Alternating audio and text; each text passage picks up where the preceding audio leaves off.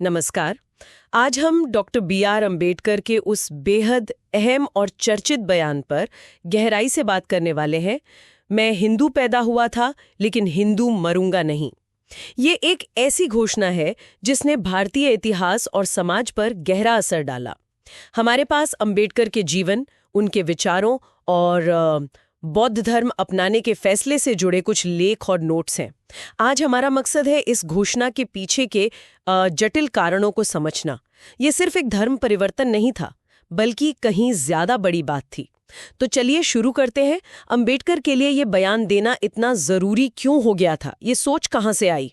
देखिए, इसकी सबसे बड़ी वजह थी हिंदू धर्म के भीतर की जाति व्यवस्था और खास तौर पर अस्पृश्यता। अंबेडकर का साफ मानना था कि ये महज एक सामाजिक कुरीति नहीं है।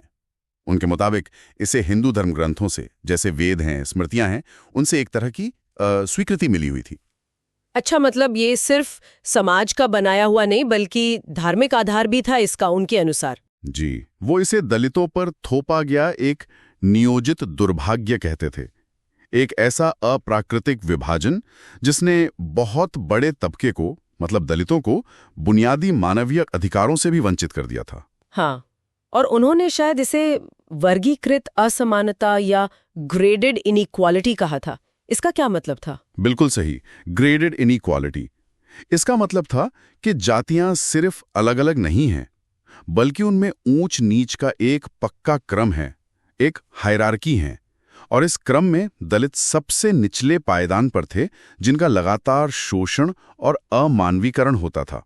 अंबेडकर के विश्लेषण में इसी व्यवस्था ने हिंदू समाज में भाईचारे और स्वतंत्रता की संभावना को ही खत्म कर दिया था। लेकिन क्या उन्होंने सीधे ही ये रास्ता चुन लिया? मतलब क्या हिंदू धर्म के अंदर रहकर इसे बदलने की कोशिश नहीं की? नहीं नहीं, बिल्कुल कोशिश की, और बहुत जोरदार कोशिशें की, सालों तक। आप देखिए, 1927 का महाड़ सत्याग्रह, वो किस लिए था? दलितों को सार्वजनिक तालाब, चावदार तालाब से पानी पीने का हक दिलाने के लिए। हाँ, सुना है उसके बारे में। और मंदिरों में प्रवेश के लिए भी तो आंदोलन हुए थे। जी, कालाराम मंदिर सत्याग्रह नासिक में 1930 से 1935 तक चला हो। ये सब हिंदू धर्म की चौखट के भीतर समानता पाने की कोशिशें थी। तो फिर क्या हुआ? इन कोशिशों का नतीजा क्या निकला? नतीजा कड़वा था। इन शांतिपूर्ण हिंसक कोशिशों का सवर्ण हिंदुओं की तरफ से काफी विरोध हुआ। कई बार तो हिंसक विरोध हुआ। ओहो।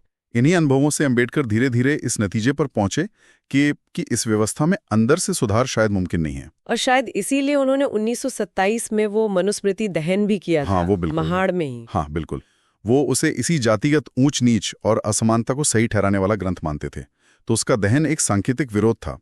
और इसी पूरी निराशा, इस एहसास के भीतर से बदलाव नहीं आएगा, इसी ने उन्हें 1935 में येवला सम्मेलन में वो घोषणा करने पर मजबूर किया, मैं हिंदू नहीं मरूंगा। हाँ, मैं पूरी जिम्मेदारी से आपको विश्वास दिलाता हूं कि मैं हिंदू नहीं मरूंगा।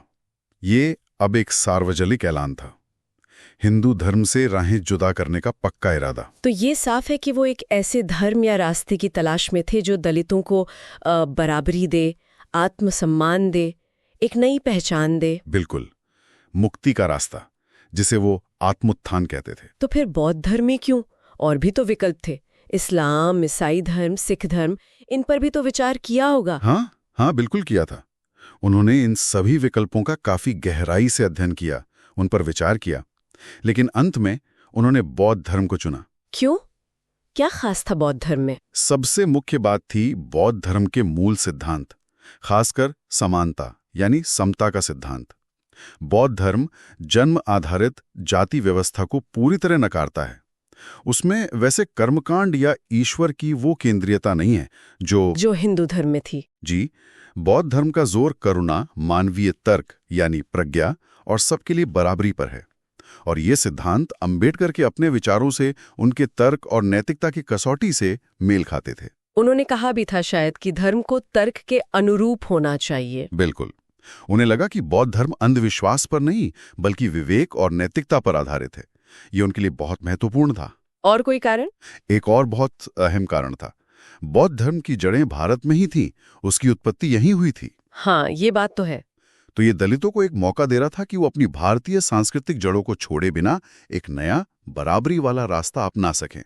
उन्हें लगा कि ये किसी विदेशी धर्म को अपनाने से बेहतर है। अच्छा। तो इसी पूरी सोच का नतीजा था वो 1956 का नागपुर का बड़ा आयोजन। जी बिल्कुल, 14 अक्टूबर 1956 नागपुर, जब उन्होंने अपने लाखों अनुयायियों के साथ बौद्ध धर्म अपनाया। और वो सिर्फ एक रस्म नहीं थी, वहां 22 प्रतिज्ञाएं ली गईं। हाँ, वो 22 प्रतिज्ञाएं काफी महत्वपूर्ण मानी जाती हैं, बहुत ज्यादा। उन प्रतिज्ञाओं में हिंदू देवी देवताओं, रिवाजों, कर्मकांडों और खासकर जाति व्यवस्था का साफ तौर पर खंडन था और बौद्ध सिद्धांतों के प्रति पूरी निष्ठा व्यक्त की गई थी। 21वीं प्रतिज्ञा तो बहुत खास है। मैं मानता हूं कि मेरा नया जन्म हुआ है। ये उस गहरे बदलाव का प्रतीक है। एक तरह से सामाजिक और मानसिक गुलामी से आजादी की घोषणा। बिल्कुल। तो अगर हम पूरी बात को समेटें, अंबेडकर की ये घोषणा कि वो हिंदू नहीं मरेंगे और उनका बौद्ध धर्म अपनाना, ये दरअसल हिंदू धर्म के अंदर की गहरी असमानता पर उनकी तीखी टिप्पणी थी। हाँ, और ये उनके सालों के सुधार के प्रयासों की विफलता का भी नतीजा था। और सबसे बढ़कर ये मानवीय गरिमा और बराबरी की उनकी कभी ना खत्म होने वाली खोज का परिणाम था। उनका बौद्ध धर्म अपनाना सिर्फ एक व्यक्तिगत आस्था का परिवर्तन नहीं था। नहीं, बिल्कुल नहीं। ये उनके लोगों के लिए, दलित समाज के लिए सामाजिक और राजनीतिक मुक्ति का एक सोचा समझा रणनीतिक कदम था। लक्ष्य था एक ऐसा समाज बनाना जो स्वतंत्रता, समानता और बंधुत्व पर आधारित हो। ये बातें आज भी सोचने पर मजबूर करती हैं। चलिए आज की इस बातचीत को यहाँ रोकते हुए एक सवाल श्रोताओं के लिए छोड़ जाते हैं। अंबेडकर ने तर्क और समानता को अपना रास्ता चुनने का आधार बनाया।